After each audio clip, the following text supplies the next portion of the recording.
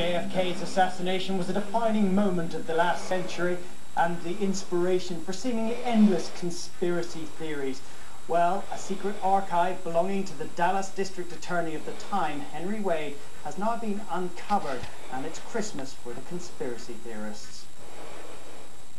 For 45 years, these boxes were stacked in a safe in the office of the Dallas District Attorney.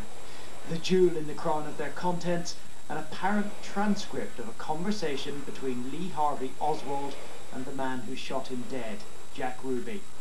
The transcript has the two men discussing JFK's assassination in Ruby's Carousel Club. It begins with a discussion of how the boys in Chicago want to get rid of US Attorney General Robert Kennedy, JFK's brother.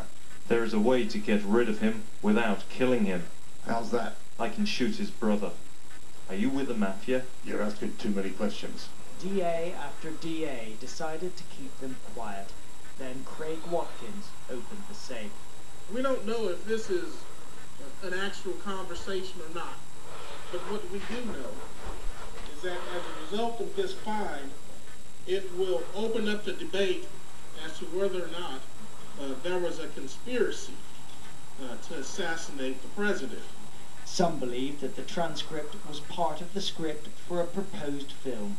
Many more would be anxious for it to be real. Well, earlier I spoke to Mel Ayton, who's written a book about the JFK assassination. I began by asking him what he made of the documents. Already, I immediately saw two errors. The DA who started the story, first of all, it is election year. And I think that it's too much of a coincidence that he unearths this so-called proof that there was a conspiracy. I believe that Gary Mack said that he believes that the transcript was part of Henry Wade's notes, which involved making a documentary about the assassination many years ago. But one thing I can say about Henry Wade is that he and Bill Alexander, who were, very important in looking into the circumstances of the assassination for the Dallas authorities, have never ever believed in a conspiracy. And it would be rather shocking to find out that Henry Wade has now uncovered, had evidence which suggests a conspiracy. Gary Mack was right.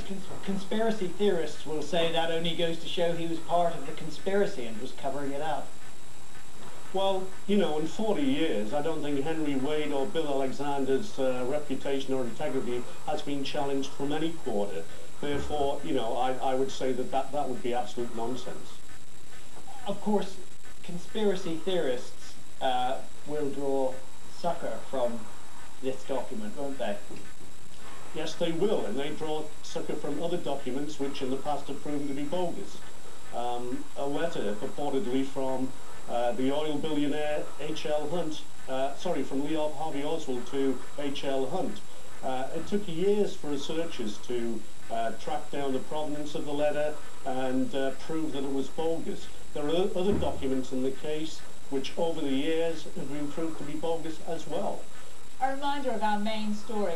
Pakistan's main opposition parties will try to form a government without the supporters of President Musharraf after the military ruler's party performed very poorly, in fact came third behind two of the main opposition parties in yesterday's election. The PPP has done particularly well, buoyed by sympathy for the death of Benazir Bhutto.